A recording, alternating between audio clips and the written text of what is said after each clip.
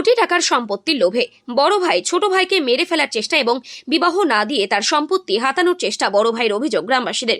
ঘটনাটি পূর্ব মেদিনীপুর জেলার পটাশপুর থানার বুরন গ্রামে। স্থানীয় সূত্রে জানা যায়, ছোট ভাই বোকা থাকার কারণে বড় ভাই ছোট ভাইয়ের দুর্বলতার সুযোগ নিয়ে তাকে বিবাহ জীবন না করিয়ে তার সম্পত্তি হাতানোর চেষ্টা বড় ভাইয়ের।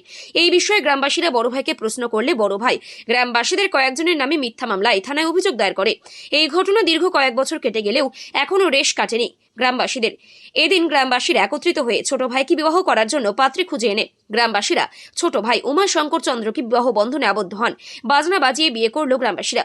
এই বিবাহে সমস্ত দায়িত্ব নিয়ে গ্রামবাসীরা ছোট ভাই উমা শঙ্করের মনের পছন্দে বিয়ে করালো 40 বছরের পাত্রী রিনা সাউর সঙ্গে।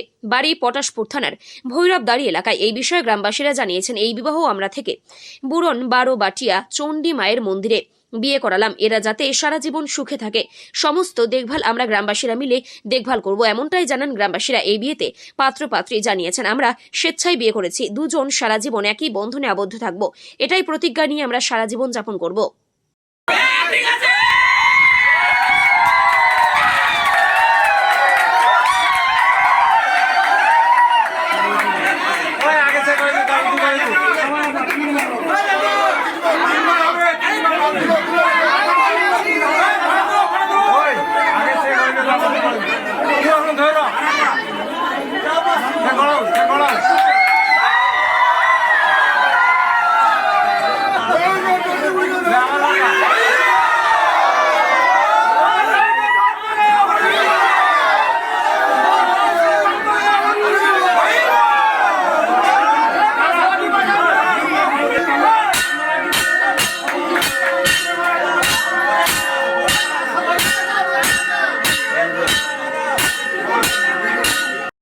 আপনার নাম?